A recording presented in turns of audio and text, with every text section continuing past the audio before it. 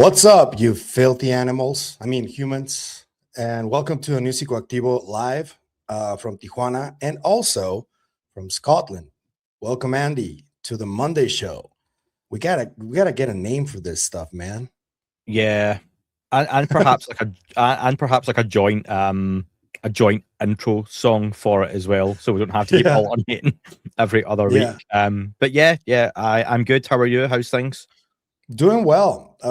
Busy week. We haven't had a time to talk about what's been going on over the last week, you and I. Mm, Um, Well, there's been a couple of things that happened. In your thumbnail, you talk about Bigelow and the two interviews that he just released, and what seems to be like it's going to be an ongoing thing with George Knapp, the Bigelow podcast. We did talk about the first episode and the last time you were on Doomer Friday with us. But what did you think about the latest interview from him? What were the highlights, so to speak, from that to you? so George Knapp reached out to me when they were going to start it for some advice. That's not true. That's not true. Uh, just not, Dude, just that not. could be true. Totally could have left that in there. No one would have corrected me. So it's really interesting because I have a lot of questions on this. I've actually written down trying to put a little bit of formatting into this for some personality, Pavel. There's a word for you today. So my top 5 for this, right, is why has Bigelow launched his own series and what is he building towards? Because as I'm watching this part 1 and part 2, I'm wondering, could you have just done this on Mystery Wire with Knapp or Coast to Coast? I'm sure Coast to Coast would have loved this as a series. Or could you have just done it on Weaponized, which would have seemed a relevant vehicle to do it? There's all kind of conversations that can come up there, I suppose. So I'm quite curious as to why it's being done in the format it's being done. I don't see this evolving into, because it seems it's the Bigelow podcast, but it's Bigelow being interviewed by Knapp. So I don't see it changing. That won't always be the format that those two are on, with Knapp interviewing, Bigelow answering. Perhaps down the line they have maybe Colm Kelleher pop in, James Lakatsky perhaps pops in to say he can't answer anything. Lakatsky was a big topic, a big subject matter, wasn't he, on or part to 2? tell you, it's in the book. Yeah. You have to read my book. He's the Marty Funkhauser, for anyone who watches Curb Your Enthusiasm, of the UFO topic, isn't he? Really curious guy. But yeah, I'm curious on the format. I'm curious where it's building towards and why now, why this is coming out now. Well, apparently now that he already knows that what happens after we die, that we continue, according to what he said, maybe he's just pivoting to podcasting now. He's done, like, I don't know. But let's Like, see a little wait a clip second. Are you though. saying like a fate worse than death is podcast host? So the guy literally found out what comes after death and went, shit, I'm just going to start a podcast and resign myself to going to hell. Yeah, fair enough. Oh. How do you know he's going to hell? Who knows? We all are. Is it because he's a billionaire? Maybe. Seen too many You do movies that make it look fun. you do lose touch when you become a billionaire, so I'm told. Yeah. As a multimillionaire, I found once I made my $8th million, it changed me. That's when I got the acoustic paneling done. I told people this cost like £150 or £200, whatever I paid for it, but telling you this, it changed me. My gold plated floor, fucking yeah. Oh man, sorry guys, I'm just fucking around on a Monday, I guess.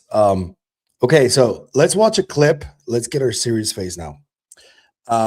Let's watch a clip where Bigelow explains why he's doing the whole disclosure thing, why he approached Trump, and see if you believe his explanation, and let's comment on it afterwards. A lot of people who watched it is, why are you doing it? Why are you doing it now? And how far do you want to go? So I think the initial push was sometime back with the publishing of Jim Lakatsky's a book in 2023, and then he did a sequel in 25, and another one in 2026. And I have all three of those books here on the table. And then later was when I was with the president and was doing the disclosure advisory kind of thing with him and giving him some help and ideas and so on. I realized that that I was rowing upstream on this thing against the tide, and the tide was what the Pentagon had already decided they were going to do, and what Arrow actually meant as a disguise and probably a fraudulent effort to squash disclosure. And so I thought, well, this isn't fair to the president if this is going on behind his back. And then if he wants honesty and disclosure, then he needs support from the government, from all these other people, all the, that are rowing the other direction. So I would like to, I actually flagged specific areas in Lukaski's book here, the one that he authored in 2023, I think it is. Yeah.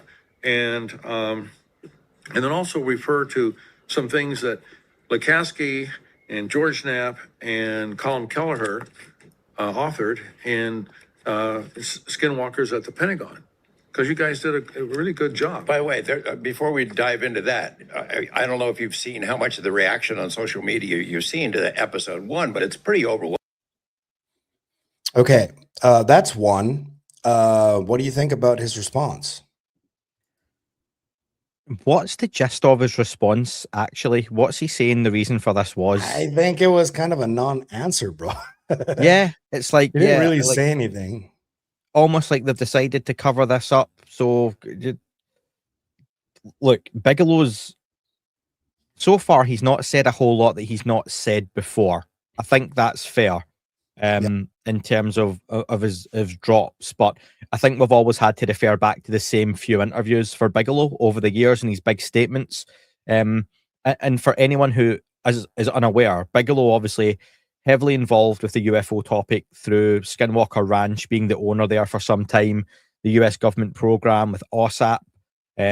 He was rumored to have put money into, and we'll probably get to this, his own facility for the receiving of material / a craft, which we believe was from Lockheed Martin. Is that right? It was going to be from Lockheed Martin.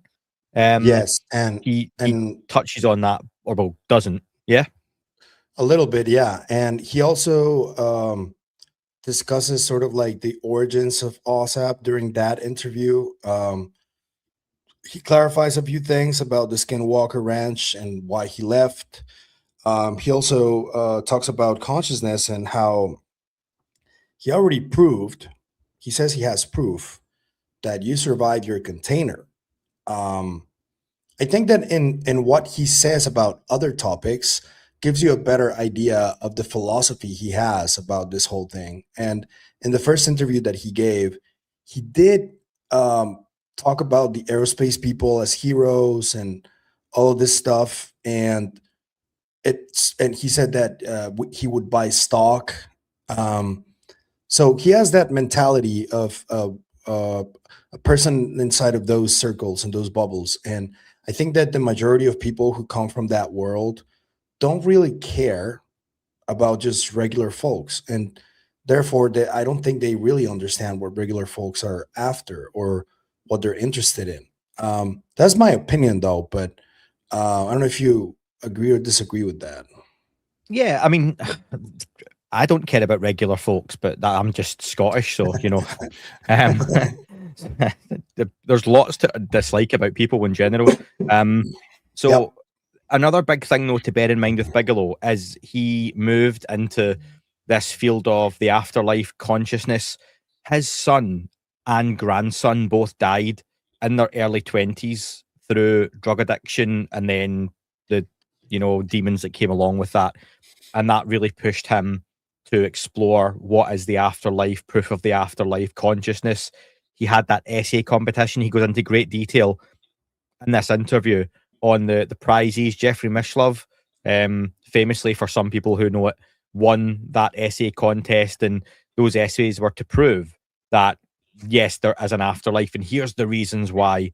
I've seen some commentary on the live chat there. Hi to everyone who's watching live, and like and comment, all that shit. Remember, folks. But yeah, leave your thoughts. But the fact is, Bigelow, we don't know what that proof is necessarily. Some folks in there are saying it's clairvoyance, and he does clear up that there are mediums and there are remote viewers that are actually very good. How many or what that percentage is, who knows? But Bigelow has really personal motives and motivation for how, and his wife passed away, someone's mentioned, for maybe where he is in this topic. And I don't think that can be written off. So it always has to be kind of put in as a point of reference. Yeah. Yep, I agree. Can we play the clip where he talks about the whole surviving your container? Is that okay with you? No. Since ultimately is responsible for everything in the universe that you can think of. Everything. Consciousness is here before the universe is here, you think? Okay. Maybe Okay. that's No, okay. you All opened right. up the All box. right. You know, wait a second. Okay. First of all, we have proof that you survived your container, which is a huge friggin' step for people to digest that. If you have certain religious backgrounds, or you're a confirmed staunch atheist, or maybe a staunch agnostic kind of person, you can't digest this. It doesn't. It's very difficult to swallow it and try to understand it. If you're a researcher, and extensively, it really matters a lot. And also, if you've had demonstrations, personal demonstrations and exhibitions of things, it really helps. And sometimes you recall what you witnessed and what you saw, and you just say, did that really happen? Yeah, it really happened. Those things really happened. You know, multiple different kinds of things. The consciousness aspect is that we have on the table over here the results from a contest that we initiated in 2021. It took the entire year.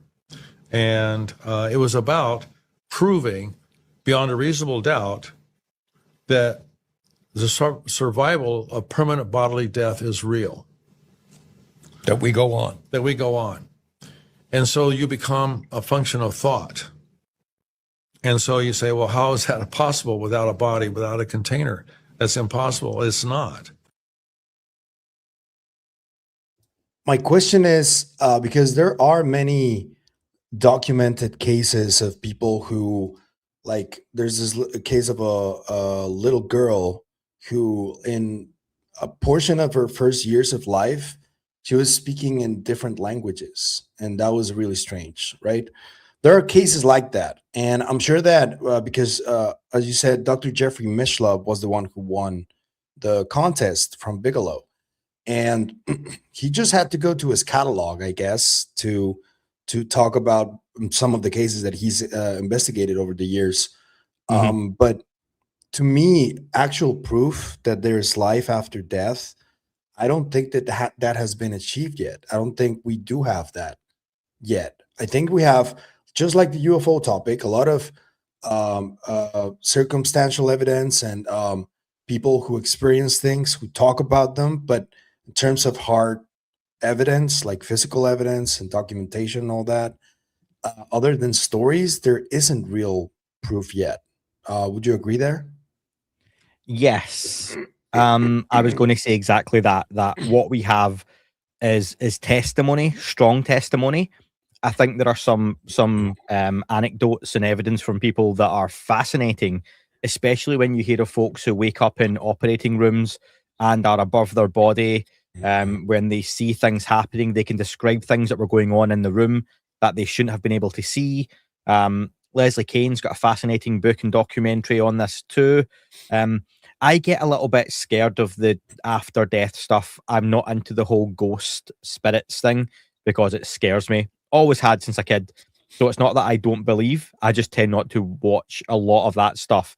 And it's harrowing as well. I remember in the Leslie Kane documentary, I think one of the very early pieces is someone who gets caught, it's like kayaking or something like that, and they end up stuck upside down in a river, and they essentially drown, and they're underwater for like 6 or 7 minutes. 6, 7, sorry folks. It's so up all the time now. They're underwater for quite a while, and then from there they pass away and they're revived, and it's crazy, all of this stuff. So I completely believe it. I do think a lot of people bullshit, and let's use the G word, the grift, on the whole clairvoyancy medium stuff. There are so many bullshitters with that. Oh, bro, Pavel, it's there's a woman behind you with grey hair. It's millennia long, that grifting Yeah. on that. Oh, 100%. Millennia. Yeah. You know, did you have a grandma? Yeah, she's still alive. Yeah, but did she have a grandma? Yeah, she did. Oh, well, that's, you know, okay, it's so easy. So yeah, I think it's interesting because he makes a statement. I've got some notes on it. He says we're getting it. He talks about consciousness, spirituality, and he says we're getting away from the UFO conversation, but actually we're not. We're really not. We're really not. And he says that a few times. He talks about in this kind of section here, because Knapp asks him, was consciousness there before the universe? And correct me if you pick this up any differently, but what he essentially says is, well, you know, the Big Bang theory is just a theory, it's not fact. And he talks about the missing parts of said theory. He talks about what dark matter might actually be. He says he thinks he knows. My understanding from what he says then is, we only know about 5% of the energy in the universe, what it is. The other 95% is missing. So from what I'm putting together, the other 95% is consciousness. And that's what the universe is made up of, this energy field. I think you could liken it really easily to Star Wars and the Force. Essentially, he's saying this is all, the missing stuff is everything. It's what we are connected to. And I've often said, from what I believe personally right now, it seems like what a soul is the universe scoops a little cup of itself, throws it into this body, this human body, this container. You experience life in your own unique perspective, and at the end of it, you go back into that ocean. That's the way it kind of makes sense to me. That seems to be what Bigelow's saying too. And then we know, not to go off on a tangent, the UFO conversation obviously gets into some of the idea that some entities don't have souls, and they're very jealous of the fact we do have a soul and we have free will. Yeah, that's pretty interesting for me. So it was interesting, but like you say, for me it would stop short of proof. And do I believe Bigelow has heard more behind the scenes? Absolutely, 100%, but not what he's saying publicly. So completely similar to the UFO topic. You know, I suspect that there's also, or could be, a more occult element to these conversations, and people don't really like to talk about that publicly as much, especially the more powerful ones. Who knows why, right? But you know, for me, it's just as easy to try and talk about consciousness or the existence of a soul amongst scientists than amongst my family. It's always the same outcome either way, because whenever you start talking about these topics, you never reach any agreements. You start probably yelling at each other, as Thanksgiving happens sometimes, and it's always like that. Sorry about Pachita. She doesn't shut up. That's all right. It's pissing rain where I am now as well, so hopefully people can't hear it. I've got a good mic, so with all those millions, Impossible to reach an agreement, you know, about that topic. See, on the whole consciousness thing, though, what is your kind of one line on what is consciousness? What does it mean? Woo. As I tell you, it's a hard one to answer, but to me, I guess it depends on your upbringing, on your what your parents believed. That's what you grew up with, and that's what you feel the most familiar with. But it depends on your geographical location, because it's not the same me growing up in Mexico with a Catholic family that commemorates the Day of the Dead on November the 2nd, for example, and we believe in we believe in death in a certain way, and we think that our ancestors come back to visit us every November 2nd. That is very different from, for example, a perspective from somebody who lives in the Middle East, for example, who believe in jinn, and they have very different ideas about women, about children, about everything, you know?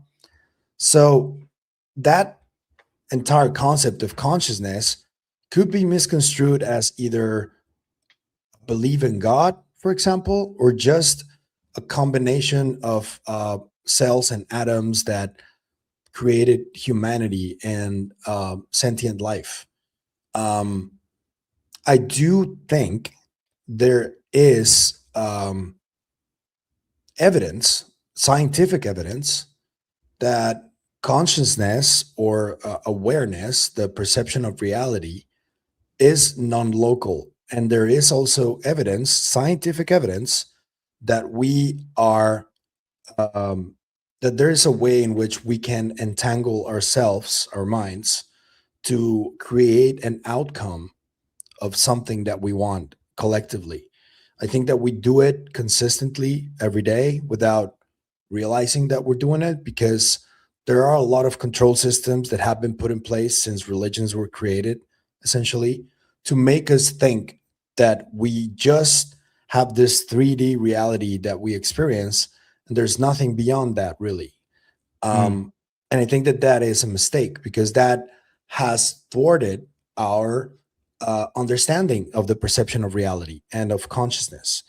And I think that the sooner that people understand that, and in terms of the scientific evidence that I tell you, there's multiple different scientists who throughout history have run experiments. Currently, there are like Dr. Julian Mosbridge, Dean Radin, all of these people who have conducted experiments and have had positive outcomes that tell them that, yeah, consciousness is non-local. There is quantum entanglement between us, and we do create our reality as we go along, just existing collectively.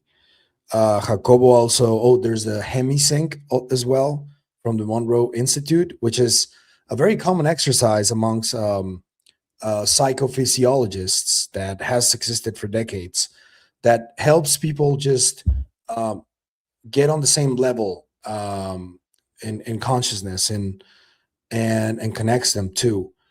Those are like just like sets of evidence that there is something to it, but defining consciousness as something, I think, is impossible. So the answer to my question was no, you can't. Thanks, Pavel. Yep. Yep.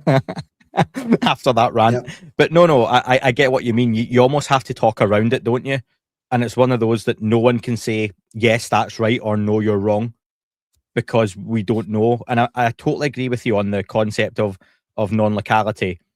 Again, the idea of like a radio doesn't have the music inside of it, or the news, or the weather, or the guy reporting it. They don't have that. You tune into a frequency and pick it up from elsewhere. And that's probably what we are. Just in your brain is that receiver, and then it translates the message, and this is what we kind of do from here. So, but what I found really interesting, did you notice at the end of the podcast that they mentioned the address to send a question in, but you had to write? No, I didn't. Yeah. So they put the address on at the end to say, send your questions handwritten to the Bigelow podcast. I loved that, and I have done that. So I wrote a letter today and sent it off to Vegas. That's nice. So yeah, I sent Bigelow a copy of my book. So my book, Pavel, Atlas of Unidentified Flying Objects. You have done that a few times. So I genuinely sent Bigelow a copy of the book, and I've sent a question as well. I think that's a nice kind of gimmick that two gentlemen. You've sold 2 million copies so far, right? Oh, yeah, in the US, yeah. Yeah.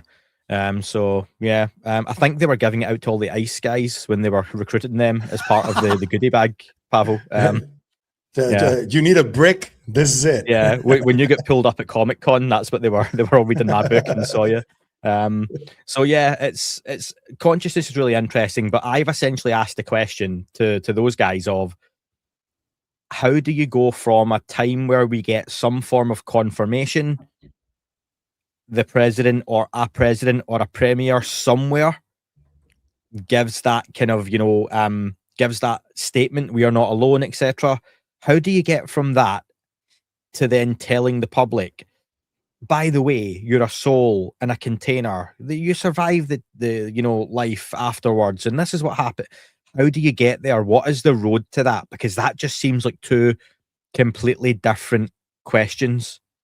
But Bigelow's telling us it's connected. It's all the same thing. That would mean, if that happens, that would mean that every religious leader in the world is going to agree with the public being told that.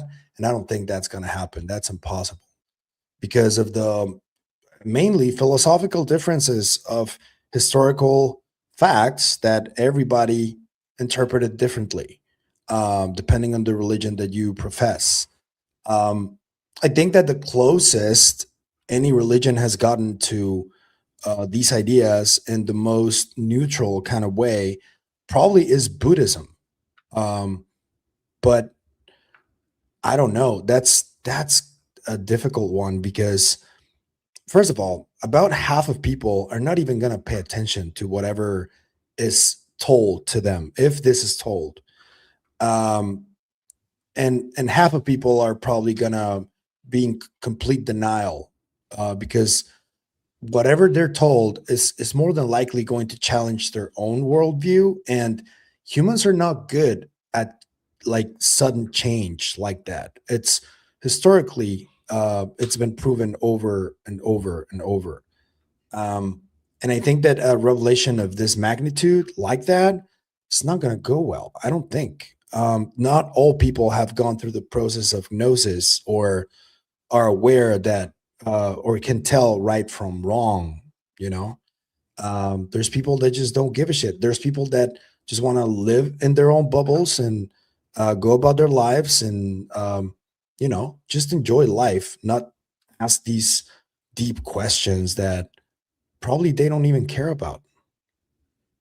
The Bigelow also mentioned that when he owned the ranch, he gave Lukatsky gave them instructions not to ignore anything. And he said anything mystifying at all, they were to go down the path and explore it and see where it went. So again, Lukatsky, who I don't know if folks consider him a nuts and bolts guy, more of a woo guy, maybe a bit of both. Bigelow saying Lukatsky was very much, if you feel there is something worth exploring, don't get caught up in the old UFO tropes, nuts and bolts, flying saucers, little grey aliens. If you think there's something there, go after it, study it, let's record it. So that's a really interesting perspective to get as well. Yeah, it is. And, that's why I do respect what people like Lukatsky and Kelleher have been doing for a while, because they don't just close themselves out to just UFOs. They understand that there is like just phenomena going on around us, and they're interested in every lead that they can get. And I do respect that, because for the longest time, Andy, I always judged. I had a preconceived notion of this word paranormal or supernatural too. That it was always necessarily, for me, whenever I heard that word, it was like, this is science fiction. This is not real. And I always ran away from it, right? But as I read Skinwalkers at the Pentagon, for example, and other books that have been talking about that, now I'm not so sure that I consider those words like forbidden or taboo. I'm a little more open about it, because just to give you just one example that is close to me, people within my family have experienced really strange things. When my uncle passed away about 3 or 4 years ago, it was my cousin, who historically, she's always said that she has seen people just as they pass away and dreams of them and speaks to them. She told us that she spoke to my uncle. And how do you fucking explain that? That seems like a ghost kind of story, right? And it happens to people. There's no reason for my cousin to just lie about that shit. You know, it's no incentive at all. She just goes about her life and doesn't bother anyone. She's not famous or anything. She can't be canceled or anything like that. So, you know, what do you think? So, my dad is not into the whole ghost UFO stuff, etc. at all. And he phoned me a couple of months ago. Sorry, now I've shared this maybe once on the podcast, I think, before. I'll tell the story though. So he was staying at a friend's house for like a week or so when he was working, and he was in bed one night. He lives out in Australia, so he's out in the kind of middle of nowhere. He's used to snakes, spiders, creepy crawlies, lizards, all the kind of stuff that comes with living in Australia. And he says he was like in bed, half asleep, but not completely asleep. And he says he felt like he was lying on his back and he felt something land on his chest, but like really, really heavy and hard. He immediately thought snake, a snake's been on the ceiling or something, or a massive spider, but it was pretty heavy. So he jumped up, threw the covers off, and he's looking about the room, and he said there's not a lot in the room. It was like you would be able to see if something had scarpered away into a corner. There wasn't many places to hide. It was like a spare room, and he was a little bit freaked out by it, but he thought it was an animal of some sort and it had gone away. So anyway, the next morning he's down for breakfast, and he never said anything about it. And it was a few days later, and again at night he would feel similar things in the room, and he thought it was really, really strange. And it was one of the last days he was there. They asked him, like, just first thing in the morning, Pavel, how's things? And my dad basically said, I'm so tired, I've barely slept because I keep feeling stuff in the room and something on my chest. And the wifey basically said their son had died years before, and that was his room. And she was like, if you look outside, you'll see the motorbike that he had his accident on still in the backyard. And she went, we feel him around the house all the time. It's just him. My dad shit himself. And he was like, if you told me that, and they were like, well, what do you want us to say? It's a haunted house. And he's not a guy that's into that kind of stuff whatsoever. And I was like, oh, so that's like horrifying to me. So yeah, like, and again, I always say the same thing. I don't want to see anything. I very much believe it. Passed away family members, all that kind of stuff. Best of luck to them. But yeah, not for me, that kind of stuff. You're on mute, by the way, before you jump back in. Sorry, I was getting a call. It's all settled. Somebody in the comments is saying that your dad shit a brick. I'm like, he shit Andy's book, apparently. My dad couldn't tell you the name of my book. Not that he's not proud, but that's how little interest he has in all this kind of stuff. So yeah, but no, like I'm fully into all that kind of stuff, and it's an interesting segue that this second episode was going into. I was trying to see if I've got a few notes on some other stuff as well. Have you got anything to add on that before I mention anything else on this episode?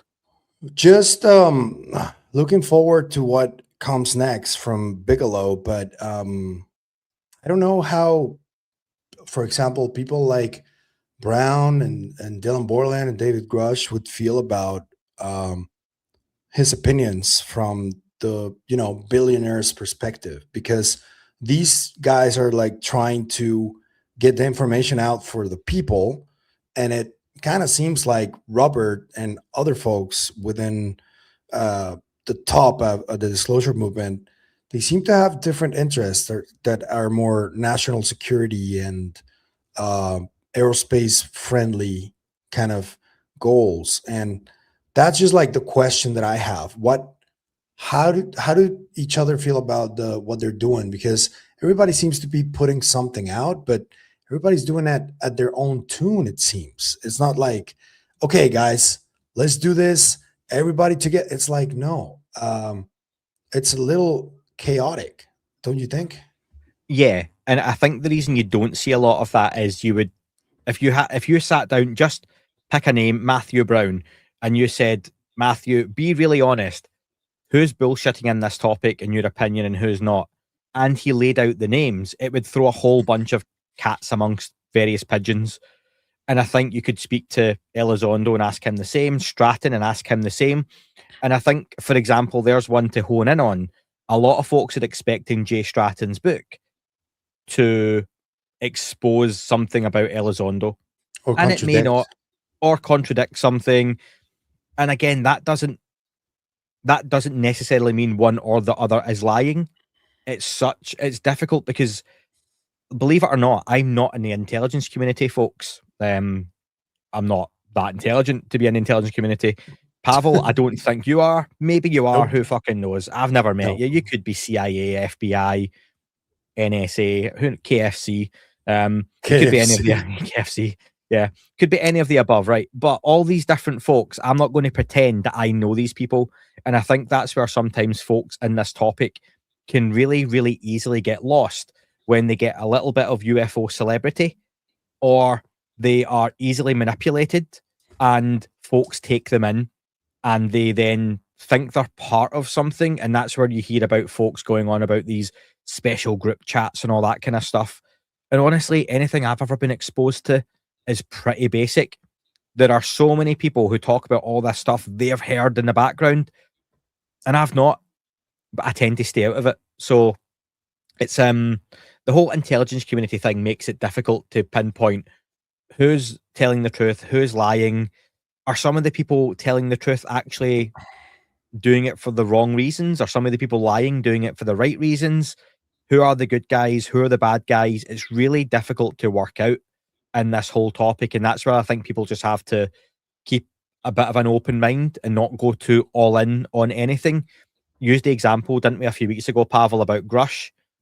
For a lot of folks, Grusch right now is the Batman. He's the hero in this story, but we don't know where we're going to be in a few years. And that's not me saying anything against Grusch. I am on the Grusch train right now, but I'm more than happy or expected to get off at some point at disappointing station and wait on the next train coming along, because that's what tends to happen. We're only going off of what the history of this topic and other topics like it show. So yeah, it's always going to be one that throws up a lot of opinion, a lot of ego. I don't even know what my initial point was there. And here's what I think you cannot do, or the road that you cannot take, is if you get in this topic and you want to actively seek out what's going on, a bad idea would be to probably say yes to every single one of those chats that you're invited to, and create this cult of personality about the people that you're in the chats with. At a certain point, you even blindly trust them, and eventually you realize that they're just human like everybody, and they have different interests like everybody. Does that mean that they're necessarily nefarious? I don't think so. Depending, if there's like enough like actual evidence and not just hints, maybe you can build a case around whoever you pick from the entire movement. But I think that this has more to do with human error than it actually has to do with something extremely nefarious coming out of. I know that there's a select few that may be doing nefarious things and for either the government or the quote unquote deep state, but the majority of people are just being themselves, and some of them are used. I spoke about in previous episodes that I did how I fell for some of these tactics, and I'm not ashamed to say it. Like I was very new at this, and I didn't know really what I was getting myself into. I learned from that, and now I've taken different precautions to avoid that in the future. But getting balls deep in bed with all of those people is probably the worst idea if you want to get in the topic. The best idea is just to, be part of the community and hear everybody out. And if you have a difference of opinion or politics or philosophy, what are you expecting if you don't want for the other person's ideology to overcome yours? You still have to live in the same planet. You want to do you want them to not exist or something like that? It just makes no sense to me, you know, like, Yeah. See on the Bigelow stuff, I think this is where I was trying to go with that. Where he is a really rich guy. And personally, I don't hold this against people, right? See the whole idea of someone's a billionaire, so they must be evil. Well, maybe they are, maybe they're not. But there's plenty of evil people who aren't billionaires, you know. So it swings and roundabouts. Just because someone's successful, they get called out a lot. Bigelow has clearly been exposed because of his connections, because of his money, because of how and who he has been able to fund over the years and decades. You learn things, you find out things, you get connected, don't you, in different ways. So Bigelow will have his own agenda, and does that mean that's wrong? And I think you're totally right that the way Bigelow would approach this topic, and because of what he is exposed to and what he knows, is he probably sees some of the stuff as not beneath him, but he doesn't really bother about it and doesn't care. And he probably does understand there are certain things that are real, legitimate national security concerns. So I don't need to agree, but I do understand why Bigelow sits, and especially towards the end of this, I thought about you, Pavel, because of the conversation we had recently, where he talks about the private contractors and stuff, and he says heroes. He says, Knapp says to Bigelow that they should be given a clean bill of health, given the work they have done for the American people. And as someone who's not the American people, they've done nothing for me necessarily. Bigelow says, free them up. We would be lucky to have the work they have done and the knowledge and the progress they have got on the table to use, but that's not going to happen without basically those, what do you call it, amnesties and whatnot being granted, and maybe some bad people get away with having done some bad things. That might just have to be how it is. And that's something I think they're going into in episode 3, gatekeepers and private contractors and stuff like that, potentially. But I get that. So I get why he would see that as it seems to me Bigelow's stance is, and tell me if you got this, Pavel, give the people confirmation, give the people their disclosure of, we're not alone. Like he said himself, you know, there are entities amongst us. There are beings coming here from other places that are not human, interdimensional, extraterrestrial, whatever they might be, and they have different technologies, which he alludes that we've actually really struggled with reverse engineering. He says he doesn't want to talk about it, and he just says it's a lot more difficult than people realize. So again, hinting at, we've got stuff, but we've not made that much progress with it. He then, I think, has the idea of give people the confirmation we're not alone, but then the rest of it, they probably keep. And he seems to have his reasons as to why we don't get access to X, Y, and Z, which we wouldn't anyway. There's no such thing as a full capital D disclosure, no matter how many YouTube personalities want to bang on about it. Yeah, I do agree there. And I don't know, man. For me, it's a lot simpler to try and understand. It's just what they're trying to do, and especially Bigelow. I don't know how deep the knowledge on whatever lands and whatever crashes goes. I don't know if the lore is right. For me, the only things that have made sense so far are the things that I've experienced myself.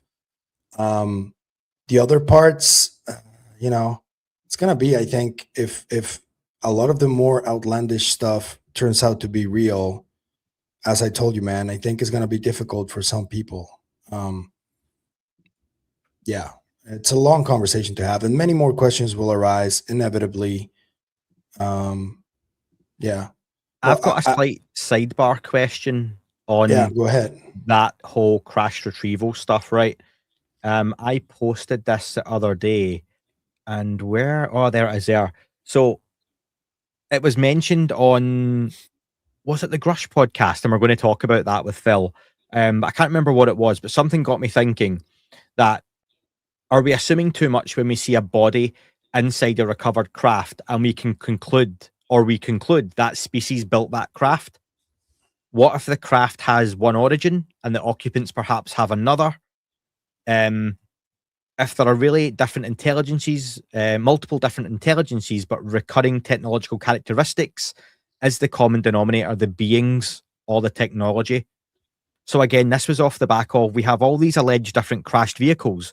The only bodies that seem to be recovered or ever talked about are greys. You never hear about mantis beings being recovered, or lizards, or any of these other weird and wonderful entities.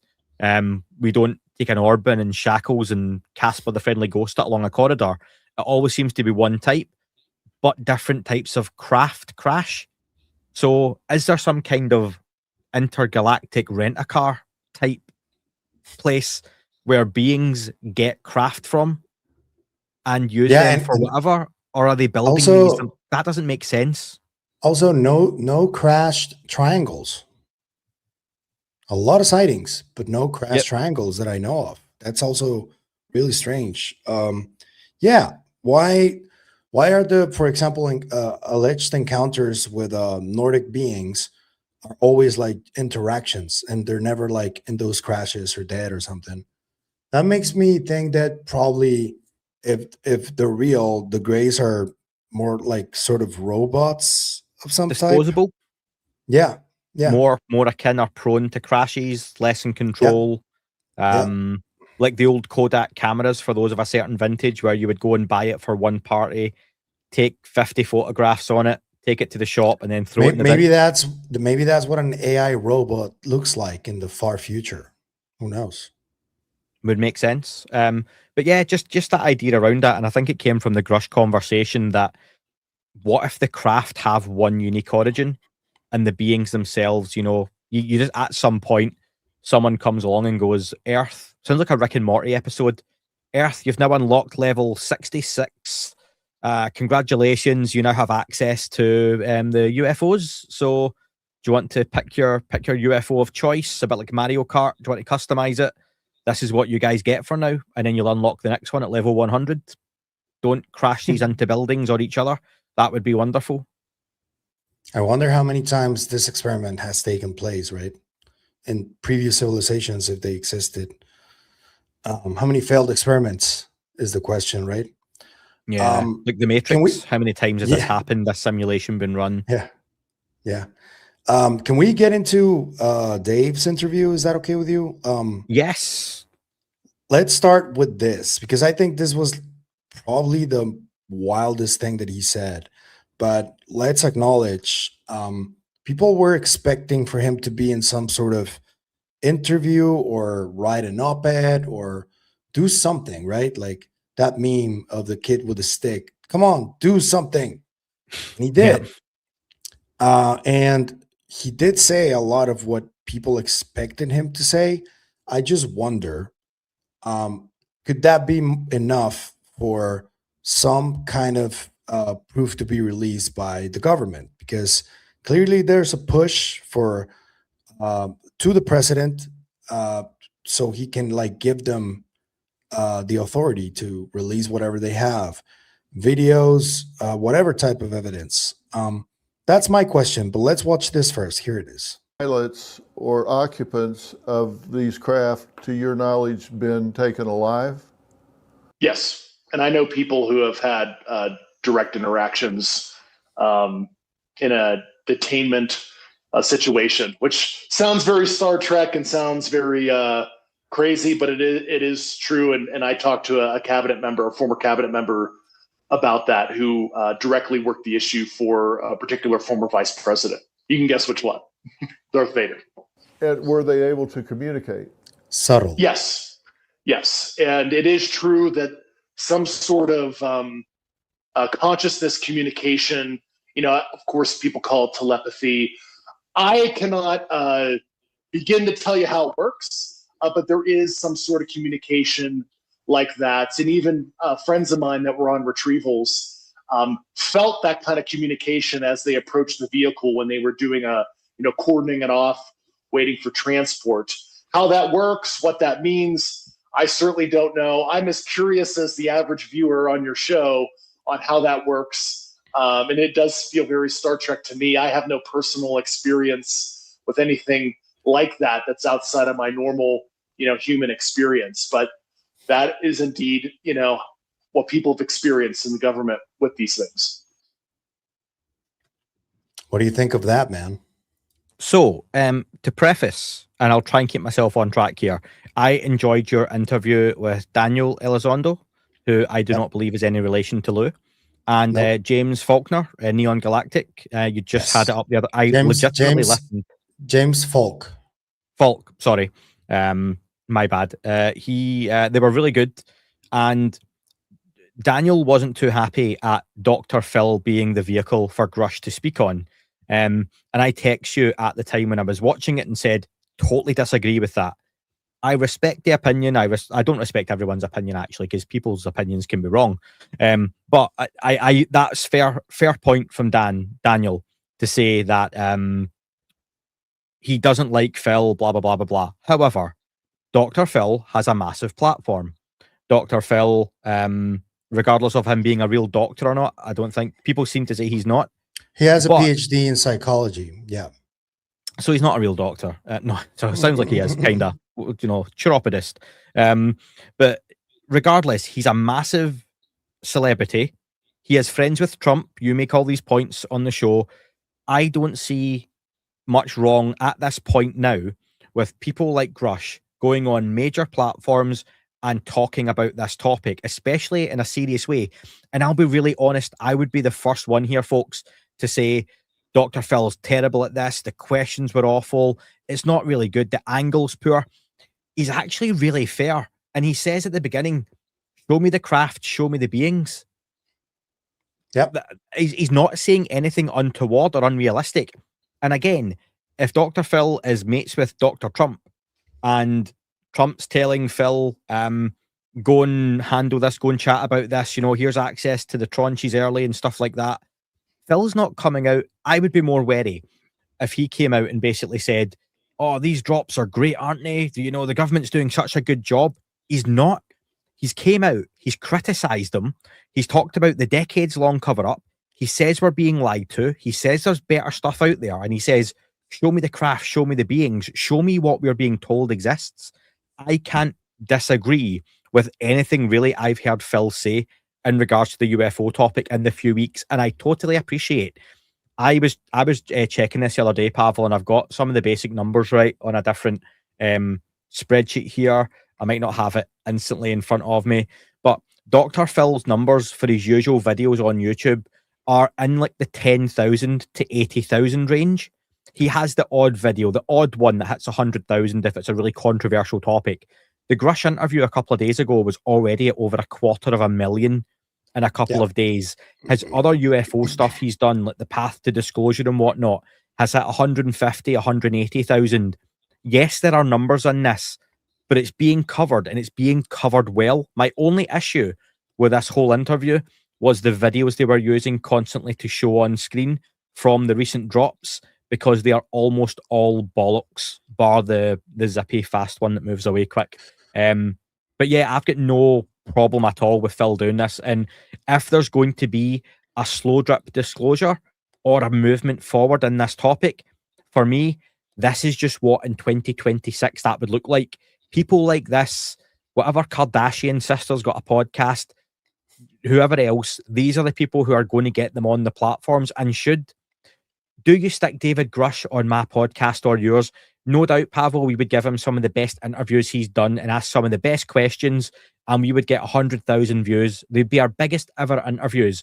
Would we touch the sides on a Dr. Phil or a Kardashian or a Rogan? No. So that's the platforms that these messages have to go out on, and I think it's been done really well.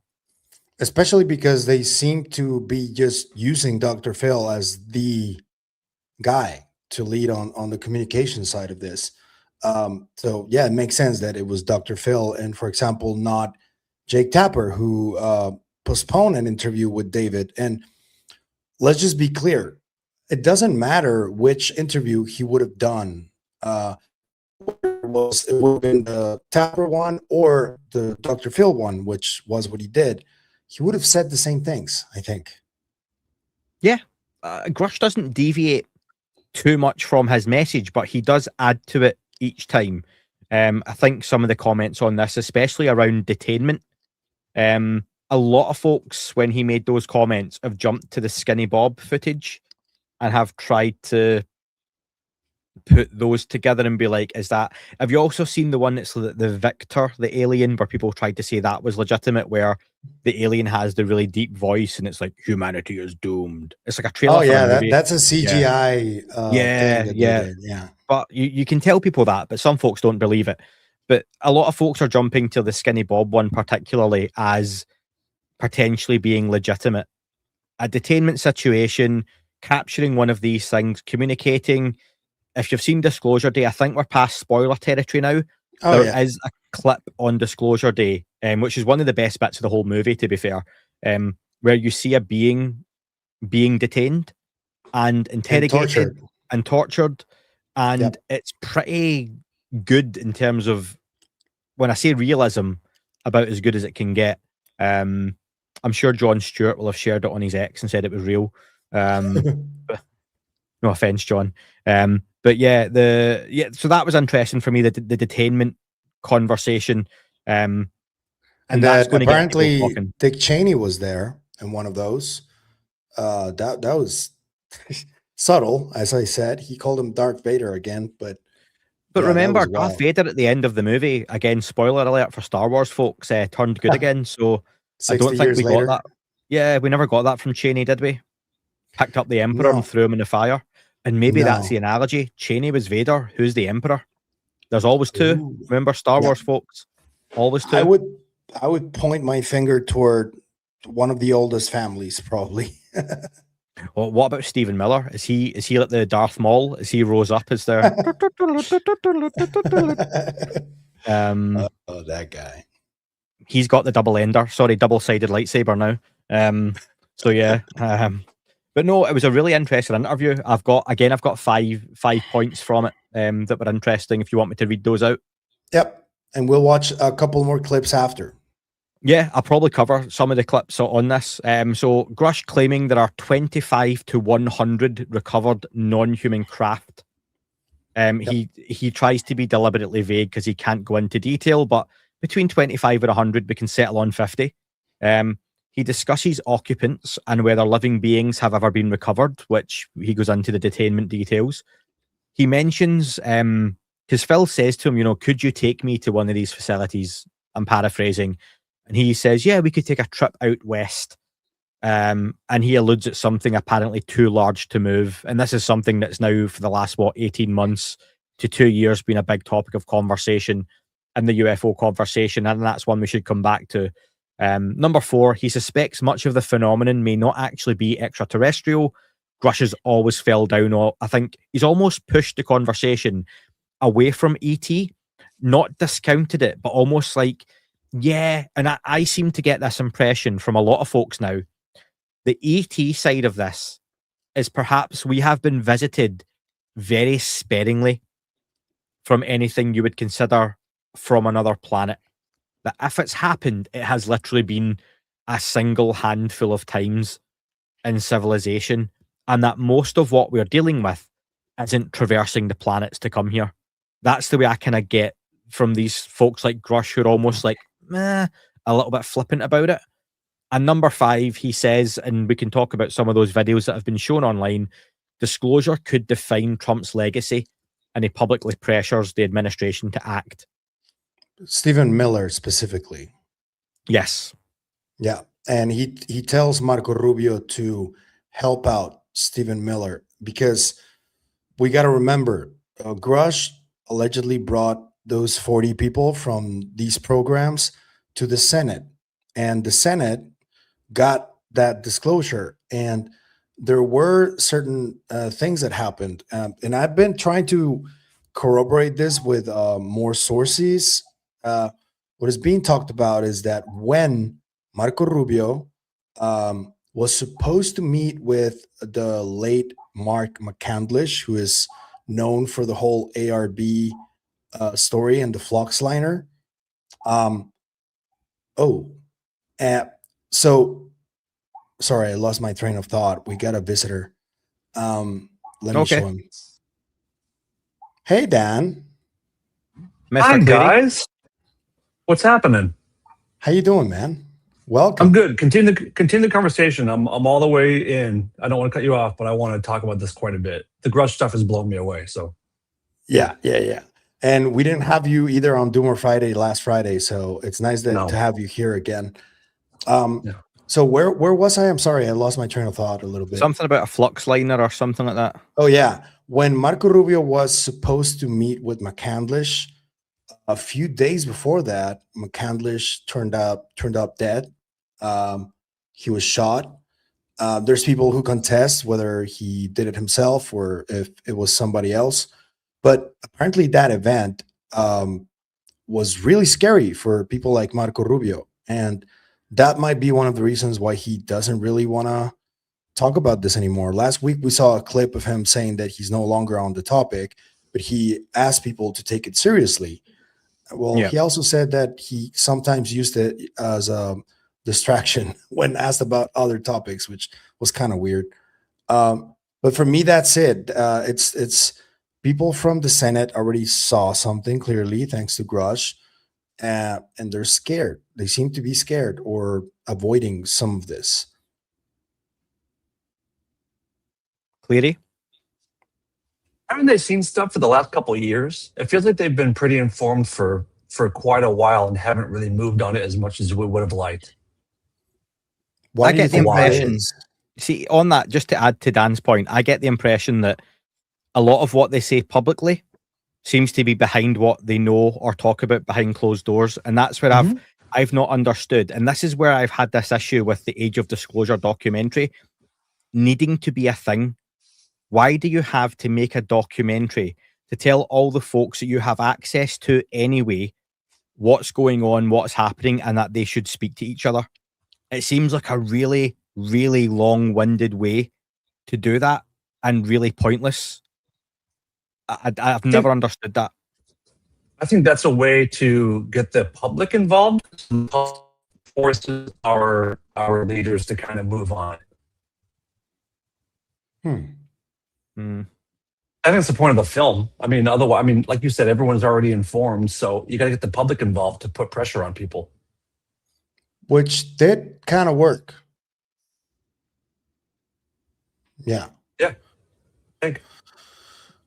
Okay, so let's show a couple more clips that I want to show you guys. There's this one. You have also seen pictures or video or both of life forms that are piloting these craft as well. You've seen the cadavers. Yeah. Some of the craft we've assessed that are likely drones, and some of the craft that we've recovered, it is true in some of the lore in the public space, we've recovered vehicles that were empty and the pilots were not there. That actually is a true historical statement. But yes, some of it was piloted, and I always find, even though it is my reality, I always feel uncomfortable talking about that because it is such a ontologically shocking thing to talk about the pilots.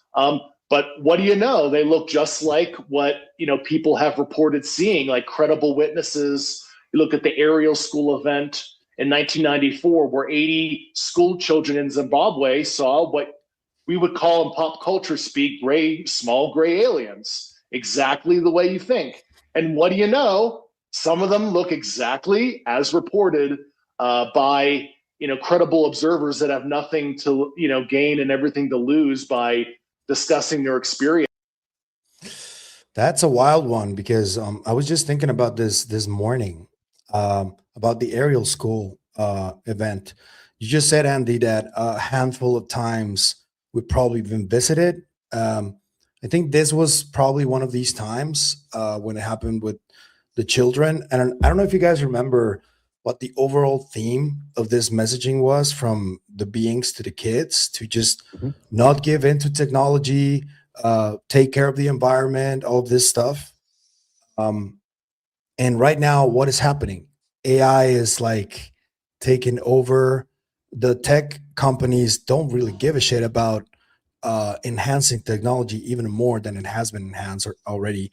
It's almost as if we did not listen to the cautions by these beings, and just because they were talking to kids, or because we don't most of us don't believe in this as a reality. I just wanted to point that out because I think it's an important point. Those beings were the original Greta Thunbergs, and she's Greta. annoying, and I don't listen to her. So yeah, see, on the Grusch thing, right? What do you think about this? I want to hear him talk about detail of what he has seen in those videos. So he's really nodding along when Phil says, you know, he's obviously saying yes, you've seen videos. And every time I hear Phil speak, I just think of Adam Ray, and that was the comedian you guys were talking about on your show, Pavel, because Adam Ray does a wonderful impression of Dr. Phil. So I almost see Adam Ray as the original and Dr. Phil as the tribute act. That's funny. But yeah, I think with this, surely Grusch could go into some detail on, for example, in one video we have, there's a crash that's happened, and in the video, it's been taken by some military folks who turned up on the scene. When is the video from? Is it from the 50s, 60s? Is it from more recent? That's one question I would love to know, especially if he can answer things like 25 to 100 craft. Okay, when was the first that you're aware that we have recovered, that you have evidence or proof of, not that you've heard of or seen a document like Magenta? You literally can see a video of it. What's the first? And then what's the most recent? Is it last month? Is it a few months ago? Is it years? Actually, the last one we recovered was 2010. I'd love to know that, but I would love him to go into some detail again of, for example, I've seen a detainment video where the being's on the table. You hear someone speaking in English, American accent, talking to the being's in distress. I would love him to go into some of those details, because surely those aren't national security concerns. If he can say he's seen video, what have you seen? Give us some detail, give us some examples of what's on those. And just to go a little bit further, is any of the stuff he has seen already out in the public? He doesn't have to tell us what, but just give us a nod that, yeah, there are some videos in the public which are 100% legitimate and people should pay attention to if they come across them. Yep. Dan? Completely. Yeah, I mean, exactly what you just said, Andy. I think the stuff that he's even alluding to are the things that I've been like hoping to see since I was a kid. You know, that kind of proof, like a being in detainment, which sounds awful, but I want to see that more than anything. I mean, that would be mind-blowing, and what that would do to like the public mindset and the public view of something like this would be, I mean, incomprehensible. It would move the needle quite a bit. But even seeing craft, even seeing like video of an actual recovery with a timestamp and some kind of data as to what are we looking at? When did this happen? How does this work? How do retrievals happen? Yeah, it can go a long way. Again, like we kind of saw on Disclosure Day. Again, we're past the point of spoilers. The best bits of that movie for me were when you see the clips of the crash retrievals, the detainment of the beings, and it gives you a little glimpse. And I think the fact that you're not put in the scene, you're shown a recording of the video screen, you know, it's that kind of way. So that lack of clarity and perfect picture allows it to look a little bit more real. Just being described some of those scenes that we saw in that, I think would be a huge step forward. And this has been one of my big arguments around people who say the drops have been really good. And again, someone I respect massively, and I am a huge fan of, and who has infinitely more knowledge than me, Richard Dolan, is a big fan of the files that have dropped. But I'll speak for myself here. When Richard Dolan reads those files, they make a hell of a lot more sense to him than they do to me.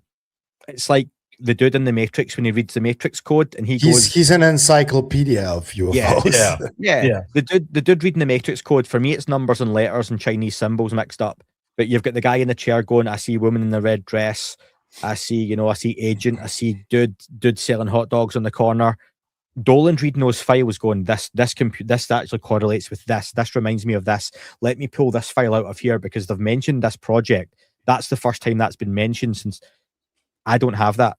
So for me, and I think it's fair to say, for 99% of the public, it's going to be a video. And right now, they see the videos, and the videos are shit. They're poor. There's almost nothing to them. I think of all the videos we've had so far, there's maybe 1 or two at a push, I would say, are particularly interesting. One of them's the one where you see the dot on the screen and it moves and then bang, it's gone. Yep. But could be really easily poo-pooed. That for me is stuff that we need to see more of to really move this forward. Yeah. I think that for Dolan, I was going to say, some of the stories that I've heard on the tranches, I hate that word, especially the one drops. Just say drops. Yeah, especially the ones where the report from the FBI and ODNI agents are filed about the orbs really close to the helicopters. Those are, for me, the interesting ones. But it's, at the end of the day, it's also another story. It's not anything that, and I'm not putting in question people's credentials or their job or their credibility or anything like that. It's just, you're completely right, Andy. If you want to actually move the needle, people need to see documents. People need to see corroboration of documents that already were out there, but have been probably tried to be debunked over the years. And obviously material evidence or video evidence. And this is where I think the part of the eminent domain section of the UAPDA comes into play a little bit more too, because we already know that there's a lot of people within the community who already have some of these pieces of evidence. And they're often dismissed as not real or, other sort of prosaic explanation to them. But if there is some kind of confirmation that these pieces are real from official channels, from government, from the scientific community, that I think is also one of the things that could move the needle for this. Even if we don't see videos or a being, that stuff like an alloy that it's impossible that it was created here, that has some kind of other material that we don't know, or some kind of combination that you can only create, as Tom DeLonge said, in the vacuum of space. Stuff like that, but that can be proven. That's also important. The Bigelow interview, they touch on that, him and Knapp, towards the end when they talk about Bigelow years ago coming up with those inflatable labs, whatever they want to call them, that they would be much cheaper. He says a 20th of the cost of the space station, for example. And then they talk about being able to use these to create or do experiments or, build in space. And they both kind of go, yeah, wouldn't that be interesting or good? So again, alluding to the fact some of these alloys or metals need to be made in a different environment than on Earth. Or at least, I suppose you could make it on Earth if you can create that environment. There you go. Yep. Yeah. Interesting. Dan? No, I've nothing to add. I agree. Which parts were you talking about, Pavel, in particular? What pieces are you referring to? Well, for example, I know that Gary Nolan has a bunch of different little materials that he studied over the years. The drip. Yeah. The Uba Tuba ones, and Chris Bledsoe's book. He talks about how Lou and Tom DeLonge took some of this angel dust that they call, and it disappeared. Angel hair. Angel hair, yeah, that's it. Angel dust, Angel dust. totally different. Pavel, A very different thing, Pavel. I'm sure Tom DeLonge's done angel dust. Pavel side business. Business in the front, party in the back. Just kidding. There you go. So I heard that, and it's for me, that's sort of stuff like that. And I know that people, it's not just Gary. I'm pretty certain that people like Jacques Vallée also have their own private collection. Probably Hal Puthoff has some stuff as well. The Uba Tuba stuff also is very famous. The whole arts parts thing, at last year's SCU conference, there was a lot of talk about these parts that were taken to the place, and there was confusion of whether there was some kind of a tracker on there was and it's always very shady stuff that goes on when it comes to materials. I can tell you about this because I saw a video that I was shown by a very popular YouTuber in Mexico who he showed me a video of what he claims is an implant, and they have it like on a little tiny little flasky thing. And when you see it, it's like sort of gray in composition, and then it suddenly kind of changes like a chameleon changes its skin. And that was really strange to see. I don't know what that was, but the story behind it is that this was an implant that a person from Mexico had removed, and that there were people constantly pursuing this person to try and get that from this person. And this person went to this YouTuber and talked about it. They showed it to him, and he took it out of their hands. He paid good money for it. And it's always like really weird, sketchy stuff like this when it comes to like implants and materials and all that stuff. Impossible to really actually prove that it's a real implant, right? But just telling you what I saw, and it was strange.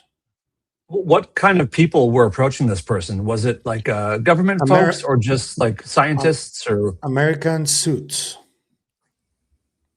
Okay, specifically. Very weird. Yeah. We also hear stories and reports of people who, when they have an implant removed, it just like disintegrates as soon as it gets out of the body, like self-destructs almost. I want to hear more about that kind of stuff too. Yeah, me too. Yep. Again, in this day and age, when you've got News Nation who are quite happy to really push the sensational in a lot of ways, why can't someone with one of these implants volunteer to have one removed live on TV? Sure. Great point. From your lips, Andy, from your lips. In the same way, I would love one of these orb summoners to do it live on TV. Again, I'm sure News Nation would pay for that. Live, 9 o'clock, 10 o'clock at night, clear sky, boom, summon the orbs. So far, that's all secondhand. Couple of people can sit around with iPads and sky scanner and satellite trackers, and they can look and go, nope, everything's cleared up above, everything's good. That is a genuine orb you've summoned there, live on TV. No tomfoolery here. But no, not a plane, not a plane. No, not a satellite. No, not a drone. Let's show one more clip from Grusch and talk about it.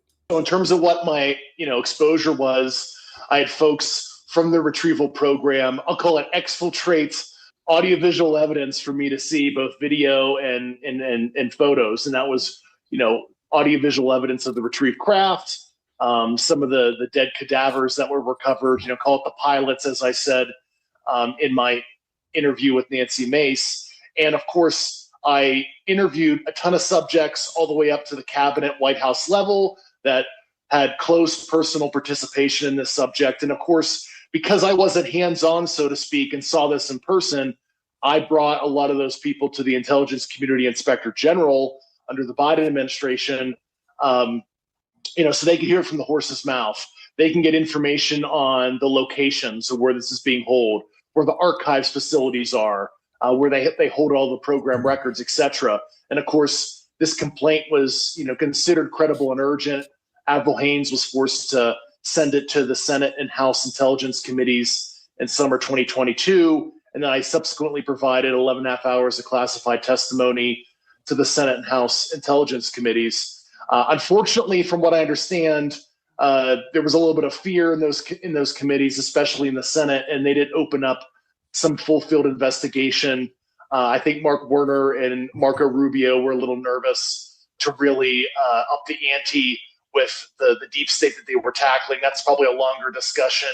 And then, of course, the ICIG investigated it. And from what I understand, back channeled to me unofficially is Jake Sullivan in White House General Counsel Office basically told Tom Monheim, who was the Inspector General for the intelligence community under Biden, and his staff to stop, and they realized they were bumping into White House classified programs, something called special access programs, and eventually they were told to stop, from what I understand. And I would love for Mr. Monheim and Jake Sullivan, who's been in many interesting meetings about this subject, so I'd be curious what Mr. Sullivan has to say for himself when he was the National Security Advisor in his history on this topic. So once again, I hope Secretary Rubio is helping Stephen Miller at the White House, because I'm hearing mixed messages about Stephen Miller's seriousness, and I hope he understands how this will impact President Trump's legacy if this is botched. Dude, that went a little bit under the radar. Did he just say that Sullivan blocked further investigation into this when Monheim was looking into it? He said that, right? He kind of just said the White House in general. I don't know if he gave an actual name, unless I missed that.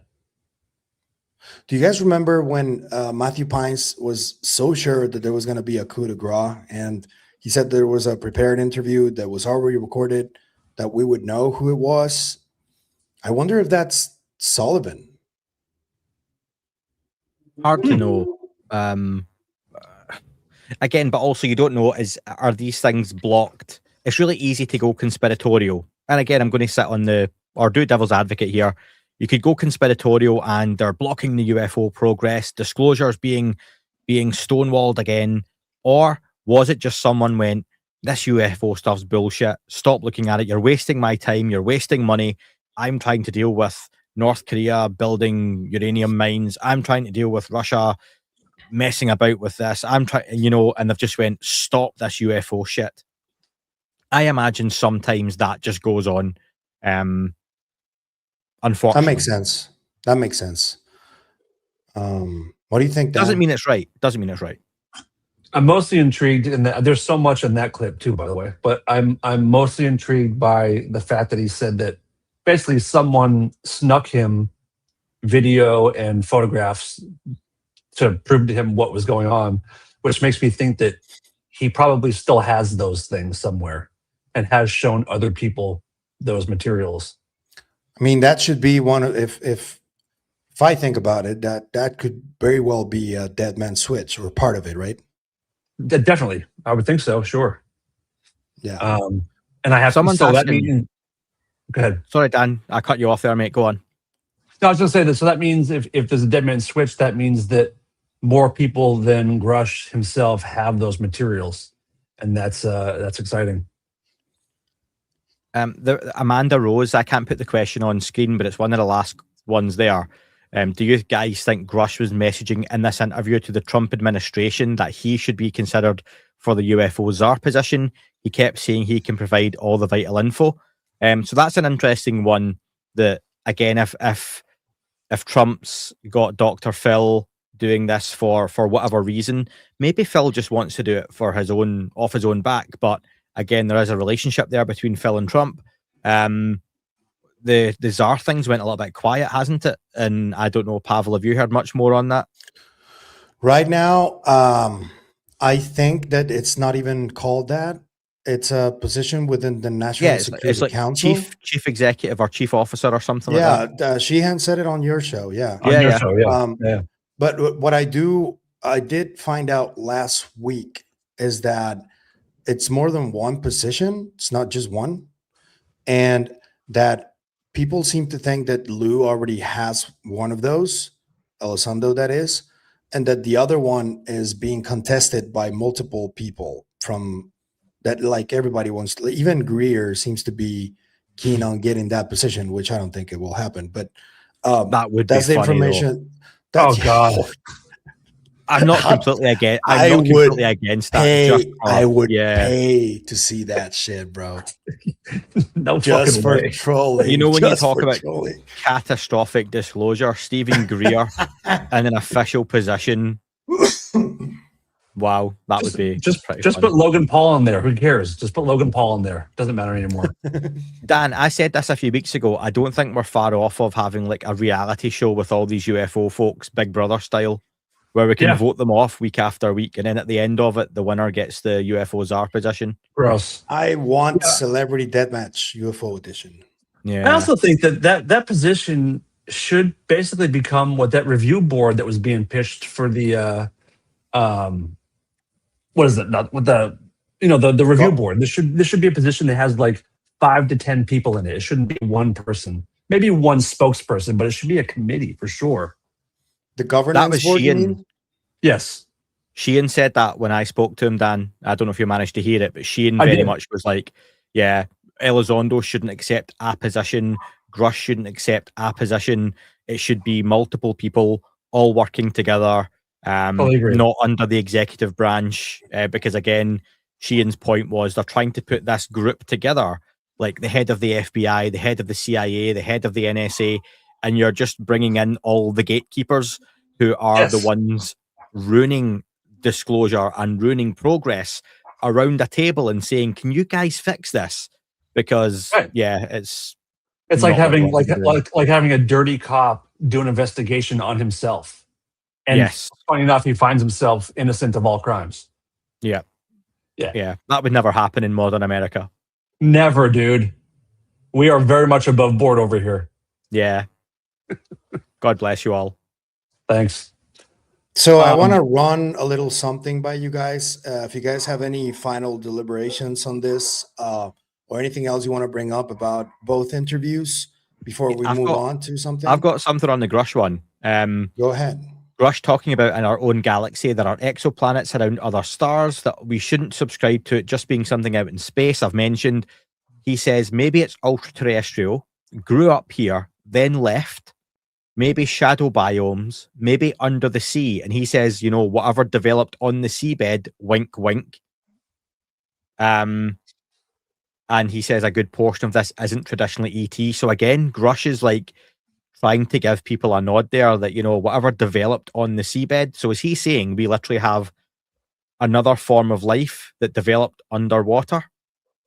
You know, and I years ago, I can't remember who I spoke to, but, and this isn't unique to someone telling me, but the idea that when we crawled out, whatever we were, if you subscribe to that whole crazy evolution stuff, when we crawled out the water and began to breathe air and began to develop, if something in the cosmic clock had a 60-second head start, they would have hundreds, if not thousands, if not hundreds of thousands of years of an evolutionary head start.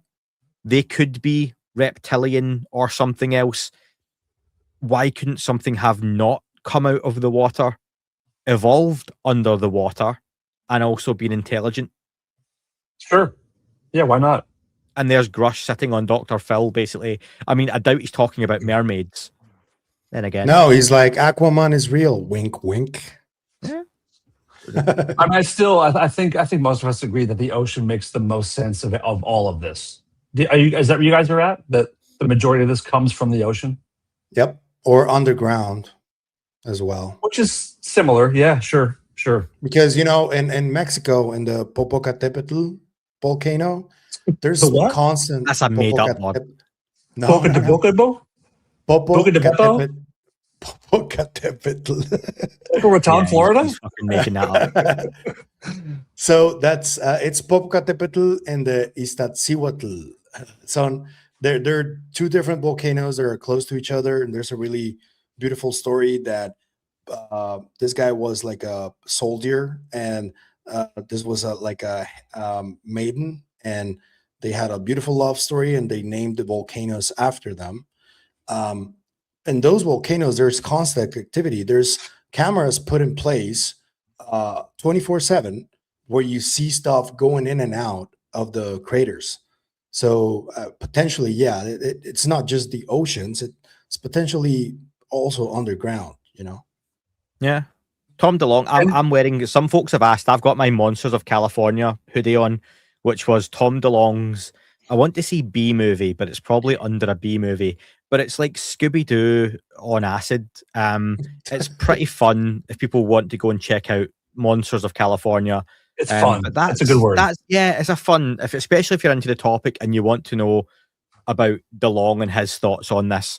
There's a little bit of that in there, the whole underground, ultra-terrestrial stuff. And Bigfoot. Again, yeah, it's one of those things where if you are any civilization living on the skin of the planet, imagine an apple.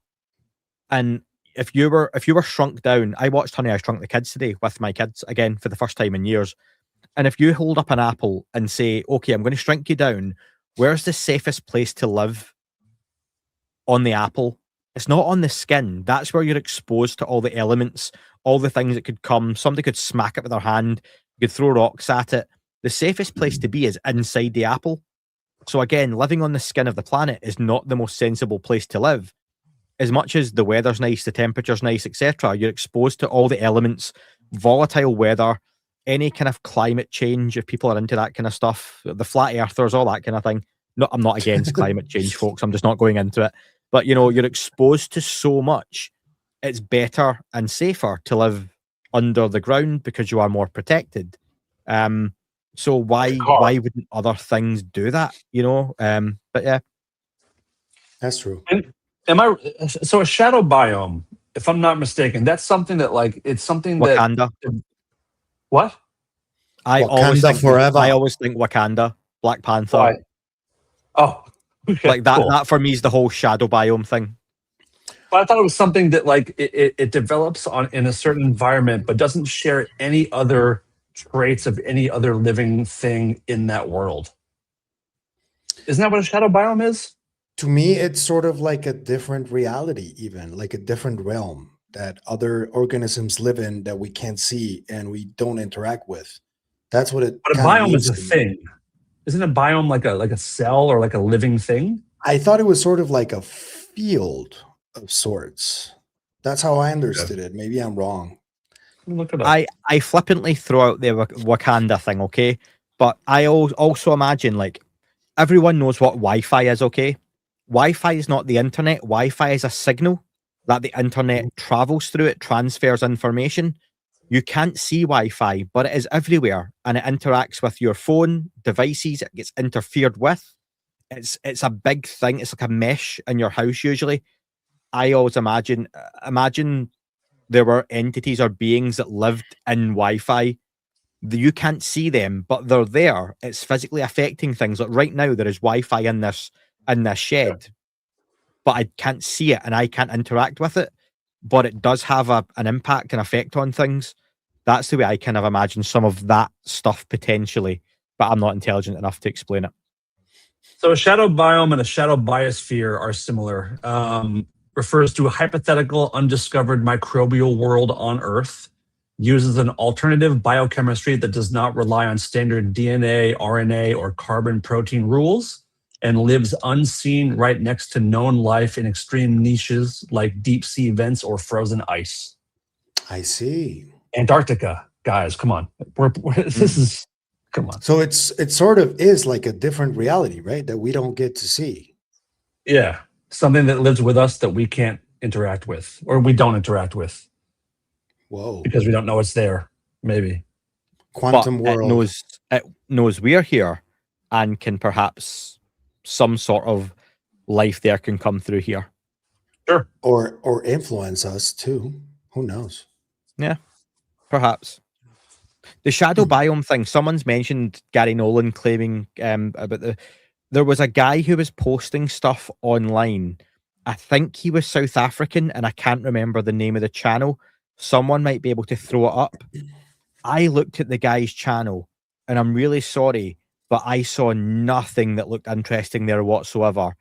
He was showing videos of what looked like bugs, but being shot at incredibly high frame rates and saying, oh, look at this creature that I managed to film. And I'm like, that just looks like a fucking fly or a bug that is, yeah.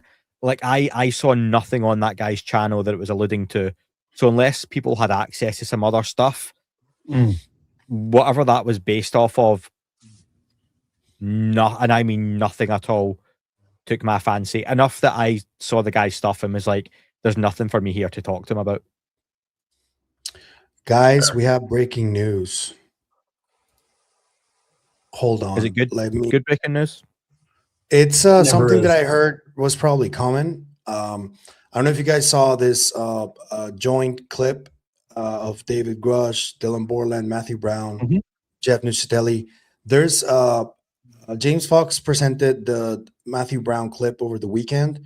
The Dylan Borland one just came out, and let's see what it is, right? Yeah. Okay. Have you got it? Can you play it? Yeah. It came out earlier today, right? Yeah. But I hadn't seen it. So, okay. So James Fox says, United States Air Force veteran Dylan Borland making a direct plea to President Trump to release evidence to the American people he and others like him have provided behind closed doors. Here it is. My name is Dylan Borland, a former geospatial intelligence analyst for the United States Air Force. I'm here today to ask President Trump to declassify all the records regarding UFOs and UAP that were currently brought forward by whistleblowers such as myself and everybody before and after me, both known and unknown. I can tell you with certainty that I provide evidence of current operations to ODNI, Aero, the ICIG, as well as Congress and their staff. We are doing this in hopes that President Trump will actually come forward and begin to lead on this subject and provide truth and transparency to the American people as well as humanity as a whole. It is hopeful for myself and others that bringing these videos to the president, that he will come forward and provide leadership to a new reality for not just America, but all humanity. Thank you for your time and have a blessed day. My name is Dylan Borland, a former geospatial. These videos, he said.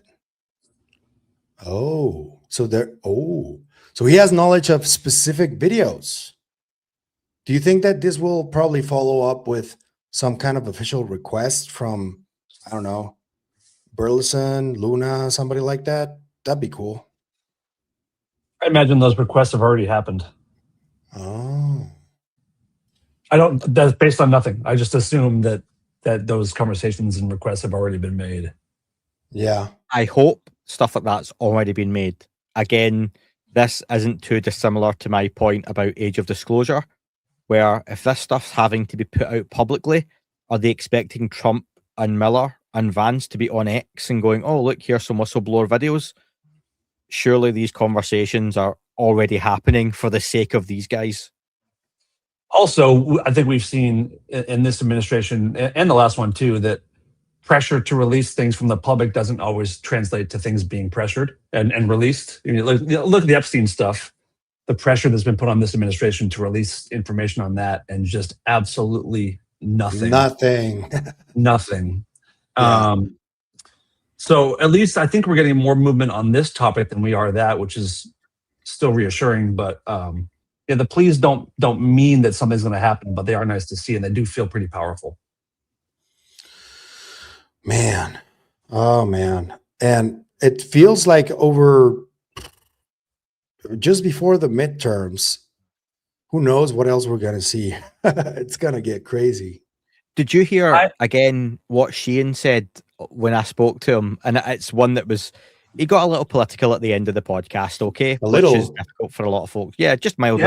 You have to sometimes. Yeah, just, he said that he felt Trump is going to use the whole "we are not alone" to invoke a crisis situation, and that would allow him to basically keep Senate and the Congress as is, and that would be how he would stay in power and stop elections, by basically going down the alien threat route to say this is not the time to be having elections. Continuation of government. Continuation of government. Continuation of government. He just posted a picture of him wearing a Trump 2028 cap. And the font that he used is Nazi font. They have their own font? There's something that says below the picture with Nazi font type of lettering. Oh. Yeah, so Andy, that clip has been a major point of chat in our Doomer Friday chat that we have. It's been talked about quite a bit, that idea of him doing that. And I don't think he's above it one bit. So maybe this is all groundwork just for that. Who knows? Yeah. Getting the public interested in UFOs to the point where we are paying attention enough where he can pull that out of his back pocket and be like, sorry, guys, no elections right now. We got to deal with these goddamn aliens. These ones. It still seems pretty extreme. Yeah, it still seems like it's very. Yeah, but who knows? Do I see the whole UFO thing being used? Where was it I heard it? On Pavel with yourself and Daniel Elizondo and James, where they said, I would agree. The likelihood is it's mentioned as a little bit of a promise of if we win, if we get the votes to stay in. Your midterms thing, is it for control of the Congress and the Senate? Is that what it is? Yeah. Yeah. Yep. So I imagine it'll be a case of, if we get the votes, then we'll pursue this and carry on with it, even though they should be doing that anyway. That's not great, but I still don't see, and forgive me if I'm wrong, this is just my opinion, folks, right? I don't see that UFOs are a vote winner. I don't see that people are going, well, this candidate's, standing on the UFO his policy. Maybe for us in this little tiny shadow biome of our own, it's a big deal. But for the general populace, are Americans really voting on UFO disclosure? I don't think so. That's a fair point. I do think that if there is something that is released and announced also by the president before midterms, I do think that it's going to turn into a instantly number one talking point. And I do think that it will be taken more seriously during election time if something is said publicly and officially. Depending what's said. And if evidence is shown. Yes. Yeah. I mean, you guys remember the time, I know you guys don't follow American politics super closely, but for the last elections when Chris Christie was throwing the UFO question and he laughed it off and made a big fucking joke about it. I remember. I don't imagine if it comes up in the next cycle, I would hope that would not be the same reaction that a candidate is given. I think the topic is taken more seriously now than it was then. But we will find out. I think it will come up. I imagine it will come up at some point. I just hope it's not treated as a complete joke. I think it'll come up, and the response will be something along the lines what has been said already. It's interesting, isn't it? Really interesting topic. We've done some great work. We've done more than any other administration's ever done. We've got the files dropping out. There's been a big interest in it. People are interested, and we're going to keep going with that. We've done more than previous administrations have. So, yeah, we'll keep going with it. But, interesting. Mm-hmm. So, non-answer. Yeah. Because let's be fair, and this isn't a dig at the administration or anything like that. They have done more than previous administrations. That cannot be argued. Mm-hmm. But they have the authority and power to do a hell of a lot more than they have. Yes. So it's like your car. It's like going and buying what's like the nicest, best car in the world, like a Porsche 911, people normally say, or something like that, right? And it can go 150 miles an hour, but you only drive at 30, and you're driving past all your friends going, look at me in my nice car. And we're going, yeah, open it up, Dan, go on, shows 150. And you just keep going buying 30. And we're going, yeah, but it can do more. Yeah, it can. Yeah, I'll show you. And you go buying 30 again. And it's like, can you show us how fast the car can go? And it's like, they could go faster. They could go further. Trump himself could be signing executive orders. They could be making a whole show of this. They haven't. They aren't. I'm appreciative of what we have had, but in a lot of ways, it's still not been enough. So yeah. Can I say something about that though? Because listening to Grusch and what he said about Jake Sullivan, that they bumped into White House SAPs, he said. It reminds me of that article from last year from L'Espresso in Italy, which is, and this needs to be said for context. Destiny? It's a left-wing publication that was talking about President Donald Trump being briefed about Project Preserve Destiny. They usually go after Trump pretty harsh on that publication. And in this article, it was really weird because it was just an article that stated the news. They didn't go after Trump in any way. And it was really strange where it came out. And it just makes me think that if they were bumping into these programs and they couldn't get past those, I wonder if like one of these programs is that one, Again, if people haven't watched it, go and check out the interview I done with Sheehan, because we do go into some different areas of conversation. And another one that was really interesting is around this idea of why this is all happening now. And the fact is that for decades, this subject has apparently been controlled by the same group of folks. I imagine they are all 80 to 90-year-old white men with grey hair and 19-year-old girlfriends, etc. And you don't really know most of their names, probably. You might think you know who's in charge, but you maybe don't. That's probably the real scenario of the guys who run, the shadowy cabal we all think runs the world.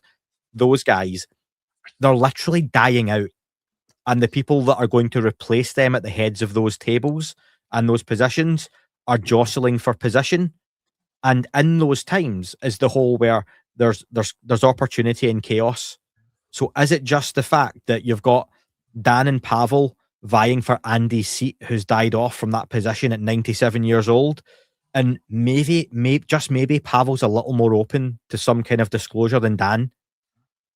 And in that, you're jostling for position and power, and that's when structures change, and that's when things do leak, and that's where people see there's a small window and a small gap, so we have to move now while things are a bit crazy, because perhaps in a year's time, in 2 years' time, maybe to do with another administration coming in the States, maybe they think the door might close a little bit on this, and we won't have the same opportunity we have now.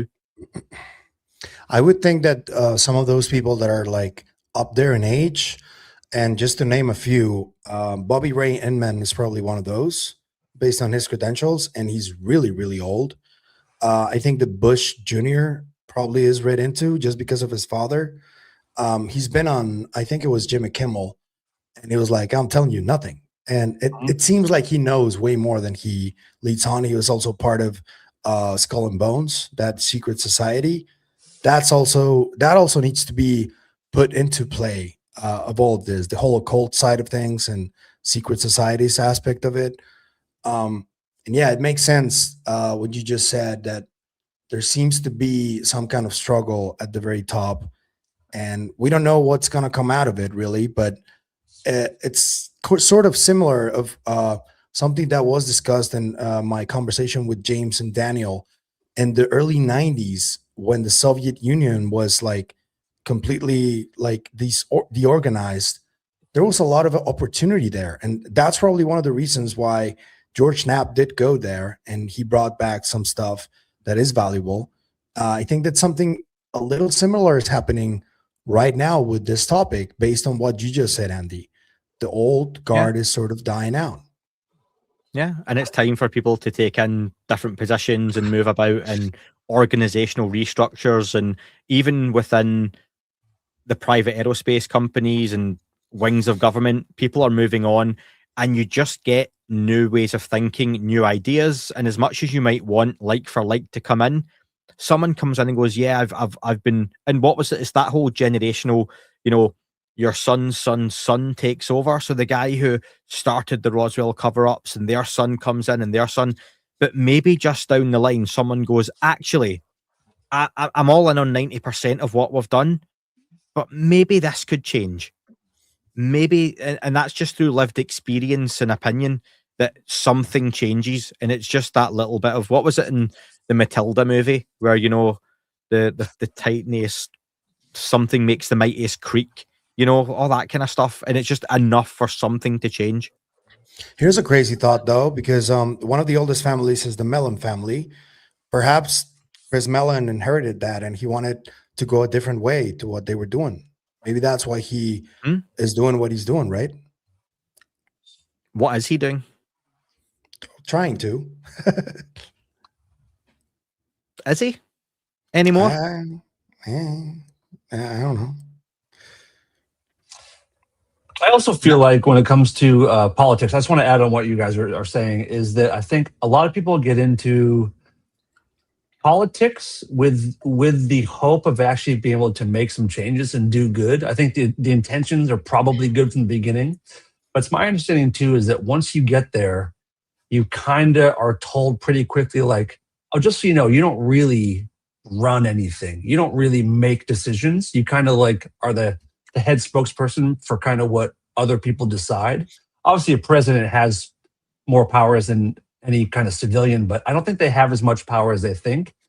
And it seems like a big wake-up call once presidents and any high-ranking politician gets into office, where they realize, oh, I can't really make the changes that I promised people, which is why we always see them as liars, because they don't follow through on what they said they were going to do.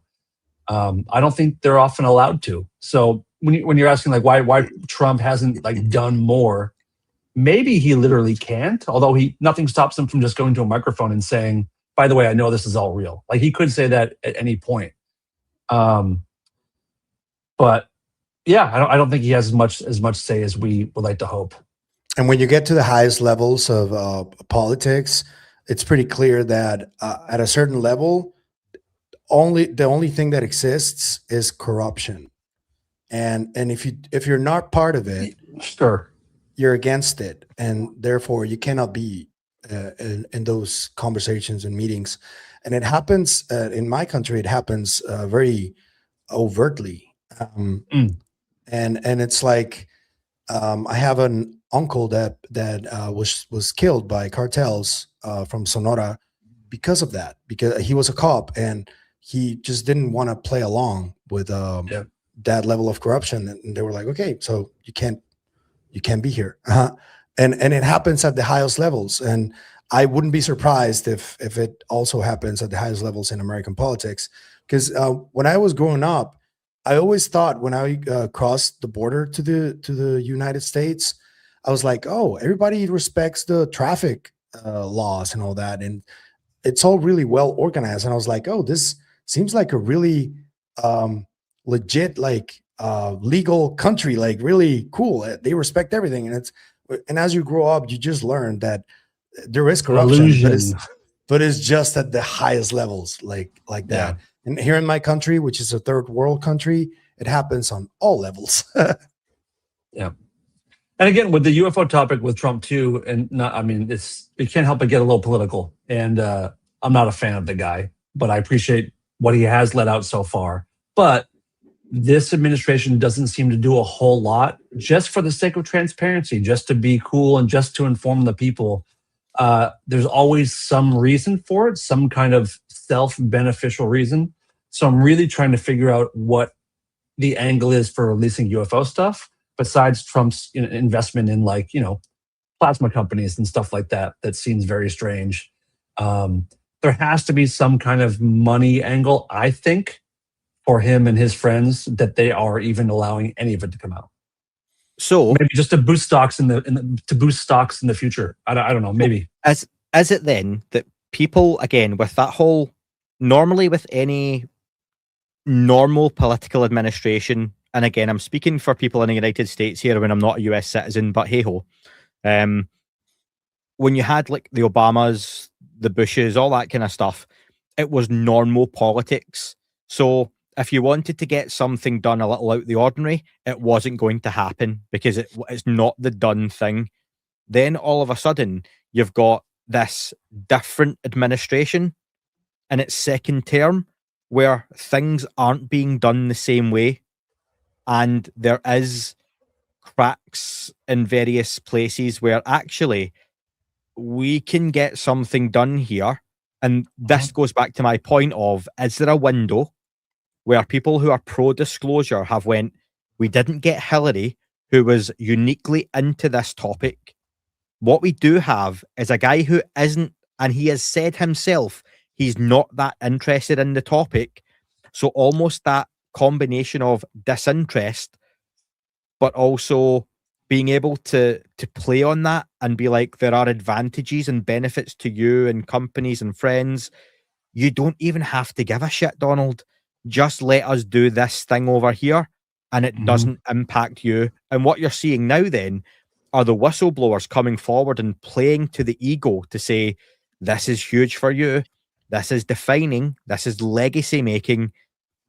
And a guy who initially went, I don't really have to do anything here except eventually say aliens are real, to become the most legendary person ever, potentially.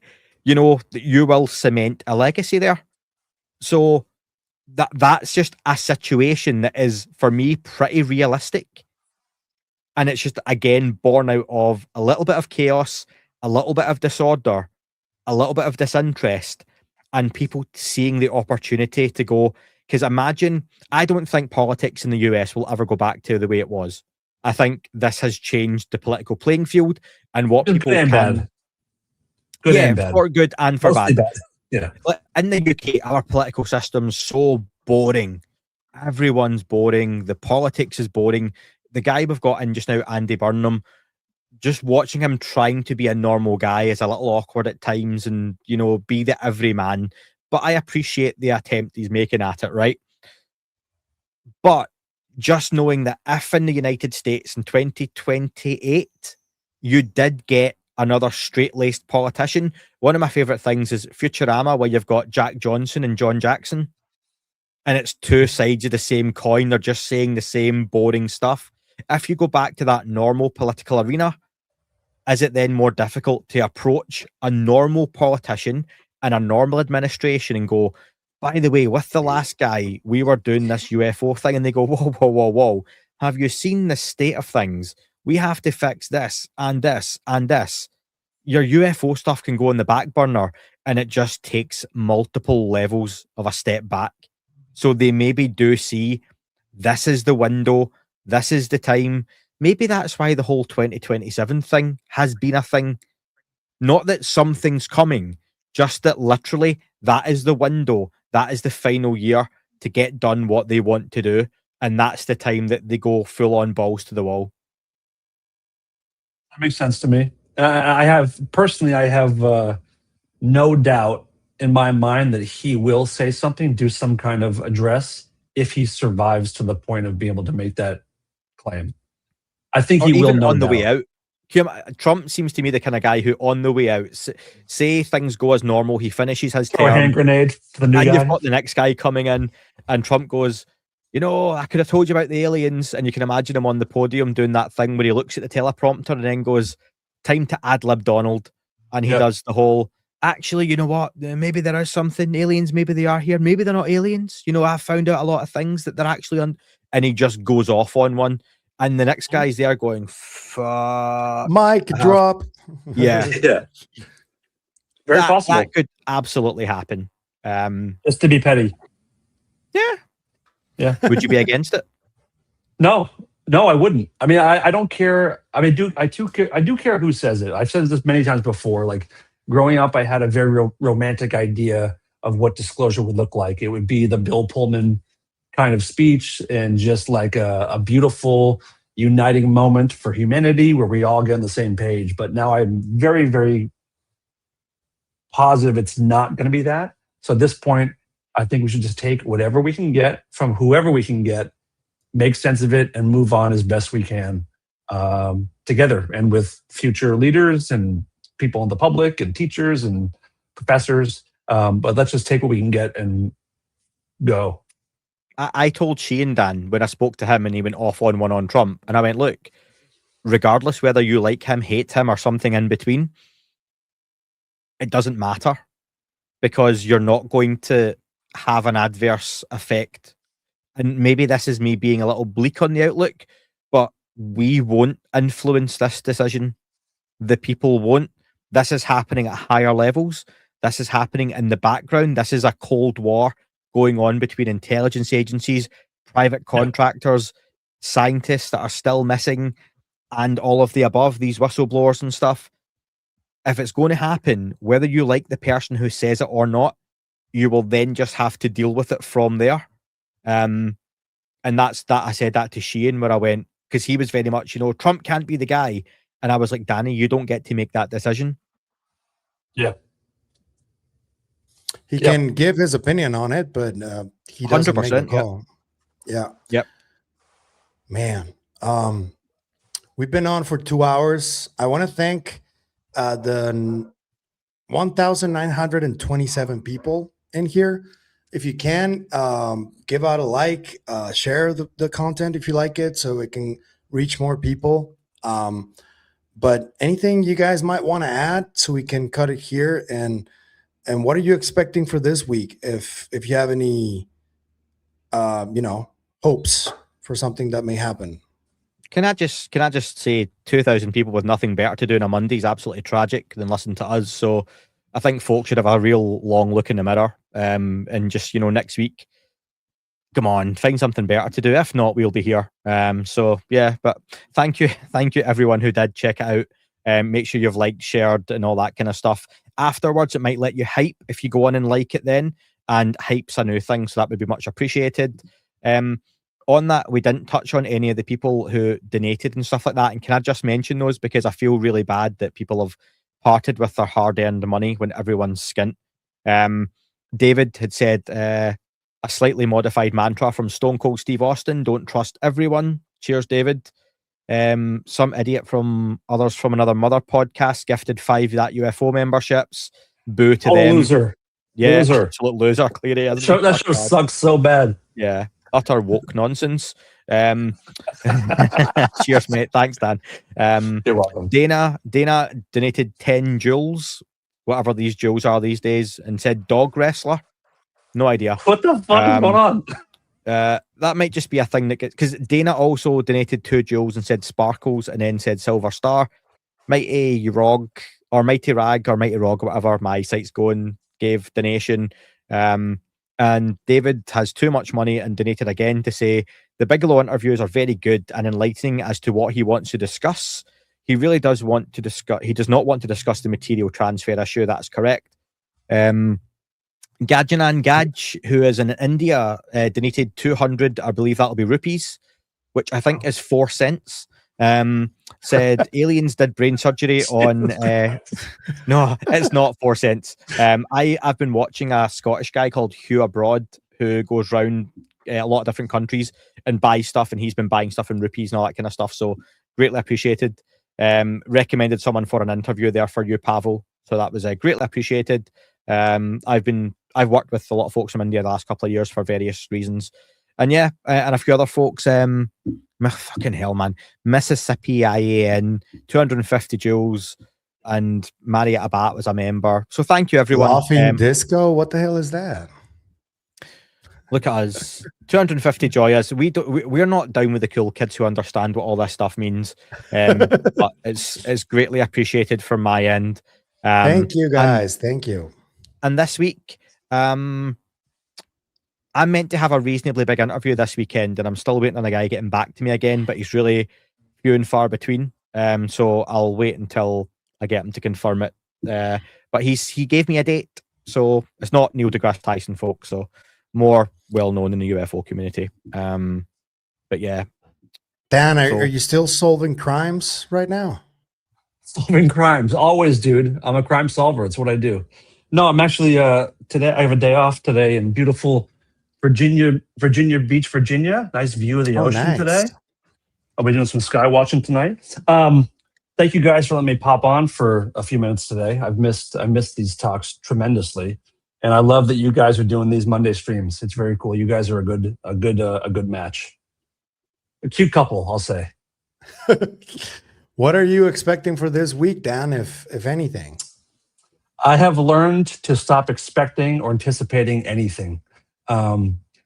Because I truly would have never thought that Dr. Phil speaking to Dave Grusch would have been one of the most consequential interviews of my lifetime. I think it's maybe the best thing Grusch has done so far, almost. I mean, the Ross thing was huge, but he said more during this than he has during his congressional testimony, during anything. So I just look forward to being surprised, and things are going the right direction, and I just hope things keep going the right direction. Yep. And you can see the brick that Andy put there right next to him. Go buy the book. I shit one of those. I have one of those. Do you know, I would love to say that book is #1 in 30 different countries. You would love to say it, but you can't, or it is? I can't, because that's not true. You tricked me, you fuck. Yeah. That book has been sold in more than 4 countries. That's good. Huge. It's more than 2 million copies. Yeah. 2 million copies may one day be printed of that book. And sit in a warehouse for years and years and years. Absolutely. And for any Alan Partridge fans, one day, this is a very niche reference, I may live to see my book be pulped. So yeah, but that's a very niche reference, folks. Beautiful. All right. Love you, fellas. Thank you so much for a great conversation. And I hope I get to see you guys soon, if not next Monday. Thanks to everyone in the chat. Thanks to the mods. Love you guys. And I'll see you on the next one. Bye-bye.